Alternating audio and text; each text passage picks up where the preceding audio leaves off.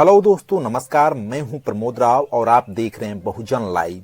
दोस्तों, बहुजन समाज पार्टी को लेकर के तमाम विरोधी पार्टियां बसपा के ऊपर भारतीय जनता पार्टी का बी टीम होने का इल्जाम लगा रही थीं, लेकिन बहन जी ने ऐसा राजनीतिक खेल कर दिया है कि चाहे वह भारतीय जनता पार्टी हो, कांग्रेस पार्टी हो, समाजवादी पार्टी हो या कोई भी पार्टी हो, वह बहन जी के टिकट बंटवारे से चित्त हो गई है और वह इस समय कुछ भी नहीं कह पा रही है, क्योंकि बहुजन समाज पार्टी पे यह बहुत बड़ा टैग लग चुका था कि बसपा भारतीय जनता पार्टी की बी टीम है।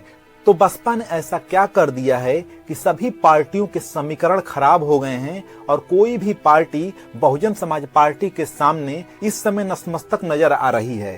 तो दोस्तों, यह जानने से पहले अगर आप हमारे YouTube चैनल से नए जुड़े हैं तो चैनल को जरूर सब्सक्राइब कर लीजिएगा, वीडियो को लाइक कर दीजिएगा, साथ ही बेल आइकन की घंटी को भी दबा दीजिएगा, जिससे हमारे वीडियो की नोटिफिकेशन सबसे पहले आपको मिल सके।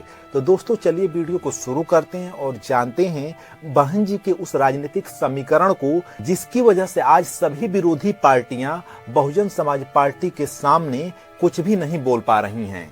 लोकसभा 2024 के तारीखों का ऐलान होने से पहले ही बहन जी ने 4 मुस्लिम प्रत्याशियों को उतार दिया, जिसकी वजह से इंडिया गठबंधन के सभी पार्टियां बसपा का विरोध करने लगी थी और बसपा के ऊपर यह इल्जाम लगने लगा था कि समाजवादी पार्टी, कांग्रेस पार्टी या अन्य पार्टियों का वोट काटने के लिए बहन जी जानबूझ करके सिर्फ मुस्लिम प्रत्याशी उतार रही हैं। लेकिन बहन जी के राजनीति को समझना कोई आसान काम नहीं है। बहन जी राजनीति की धुरंधर खिलाड़ी मानी जाती हैं और जैसे ही चुनाव की तारीखों का ऐलान हुआ और उसके बाद उन्होंने धीरे धीरे प्रत्याशियों को घोषित करना शुरू कर दिया। वैसे तो बहन जी सबसे पहले अपने प्रत्याशियों की घोषणा करती थीं, लेकिन इस बार उन्होंने प्रत्याशियों की घोषणा करने में समय लगाया है।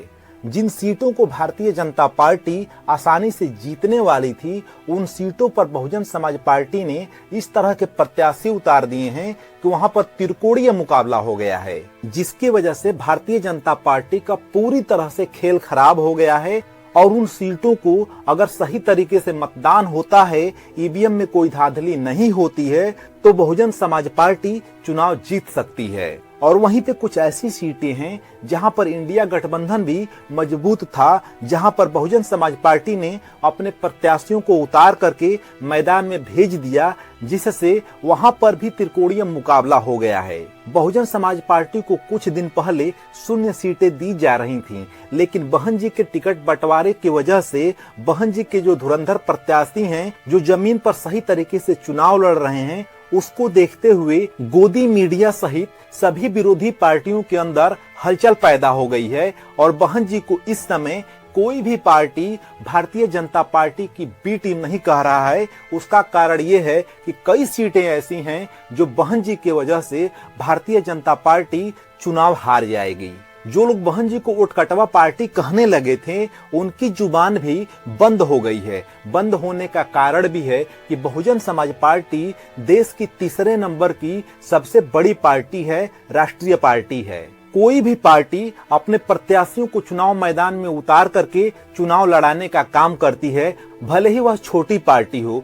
तो बहन जी उन परिस्थितियों में अपने प्रत्याशियों को क्यों नहीं चुनाव लड़ाएंगी? बहन जी को सिर्फ अपने प्रत्याशियों के द्वारा चुनाव लड़ाए जाने के कारण किसी पार्टी का बी टीम कहना यह बिल्कुल गलत है। बहन जी जिसको भी टिकट देती हैं, वहां पर जातीय समीकरण देखकर टिकट देती हैं, वहां पर उस प्रत्याशी की छवि को देख करके टिकट देती हैं। वह ऐसे किसी भी व्यक्ति को टिकट देने का काम नहीं करती हैं जिसके ऊपर किसी भी प्रकार का एलिगेशन लगाया गया हो या किसी भी प्रकार का कोई उस प्रत्याशी के ऊपर दाग हो। वह हमेशा स्वच्छ और साफ राजनीति करती हैं, जिसकी वजह से आज के समय में चाहे वह एनडीए गठबंधन हो या इंडिया गठबंधन हो, सभी को बहन जी से खतरा महसूस होने लगा है कि बहन जी उत्तर प्रदेश की सबसे बड़ी पार्टी बनकर न उभर जाएं। तो दोस्तों, आपको क्या लगता है कि इस लोकसभा 2024 के चुनाव में उत्तर प्रदेश में बहन जी लगभग कितनी सीटें जीत सकती हैं? कमेंट बॉक्स में कमेंट करके जरूर बताइएगा। वीडियो देखने के लिए आप सभी का बहुत बहुत धन्यवाद, बहुत बहुत आभार।